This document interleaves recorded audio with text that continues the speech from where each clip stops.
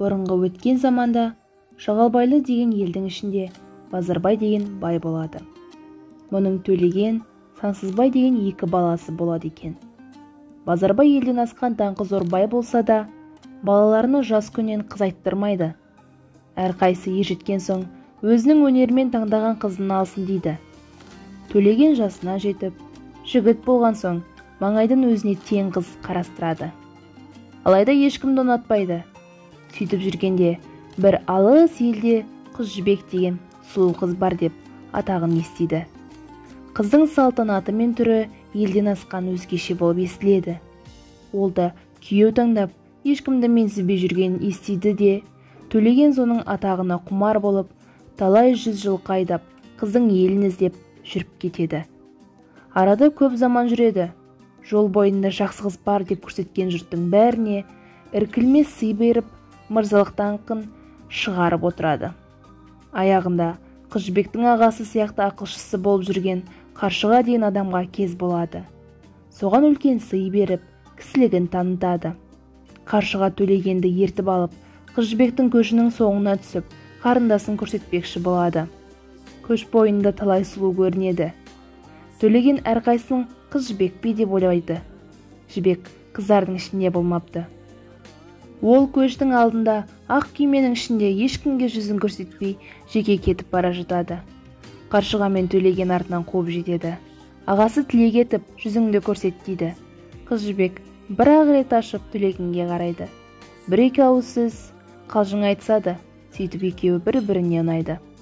Ақырында Төлеген күйеу Жібек қалыңдық болып, талай заман қызық дәурен сүріп тұрып қалады. Бір мезгілдер болғанда Төлеген елесіне түсіп, бір барып қайту керек дейді. Жолы қиын, алыстықтан қорқып, Жібек қыз Құдайдан оң сапарын тілеп, көп қоштасып аттандырып салады. Төлеген келесі жылы жазға салым қызбен бірге келмекші болады. Еліне аман-есен келіп, бір талай уақыт тұрып, Төлегеннің әкесі кеткенін қабыл көрмейді. Енді жібермейтін болады. Баласына барма деп жарлық етуден басқа, ел жұрттың барлығына хабар шашып, Төлеген кететін болса, бір адам ермесін дейді. Сонымен жүргенде жаз болып, құстың алды келе бастайды. Төлеген уәдесінен кешіккенін біліп, қалыңдығын сағынып қайнына жол тартпақшы болады. Шешесімен інсіз зарлап жылап, кетпе дейді. Бірақ Төлеген тоқтамайды. Жалғыз-ақ інісіне қайын жұртының жөн жолын айтып, мен кешіксеміз деп тап дейді. Сол бетімен жолда бірнеше заман жүріп, Жібектің елінің шетіне тақалғанда Сарқамыс деген бұлақтың мұның алдын тосқап жау шығады. Бұлар Қыз Жібектің елінен, сол қызға құмар болып арманда қалған жігіттер екен. Жат елден келіп, Төлеген алған соң, бұған кекті болып, жолын тосып өлтірмекші екен. Бастығы Бекежан деген болады. Сарқамыста бұлар кездескен соң, Төлеген соғыс салады. Көп болса да алғызбай қайрат көрсетеді. Бірақ Төлеген көппен соғысып жүргенде, Бекежан жалғыз қамыстың бетіне алып, садағын кезеп аңдып отыр екен. Өзі нұсқағаны құр кетпейтін мерген екен. Сол Төлегенді атып шығады.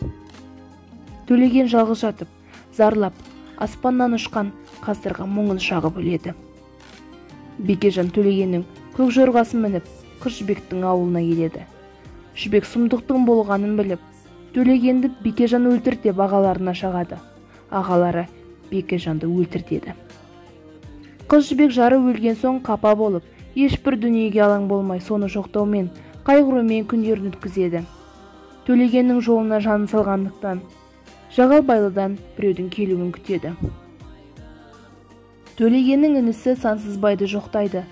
Бір әмеңгері сол болған соң, соған қосылуды арман етеді.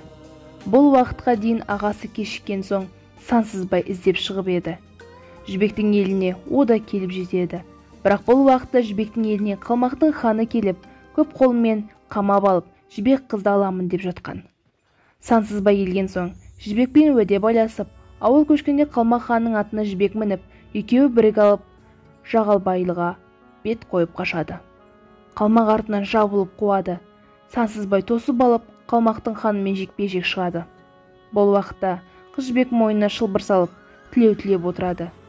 Сансызбай Қалмақ өлтірсе, буыны өлмекші болады. бірақ қалмақты Сансызбай алады. Ханын өлтірген соң артынан келген қолды да қырып салады екен. Содан соң көңілдері жайланып, жеңгесімен екеуі Жағалбайлыға қарай жүріп кетеді.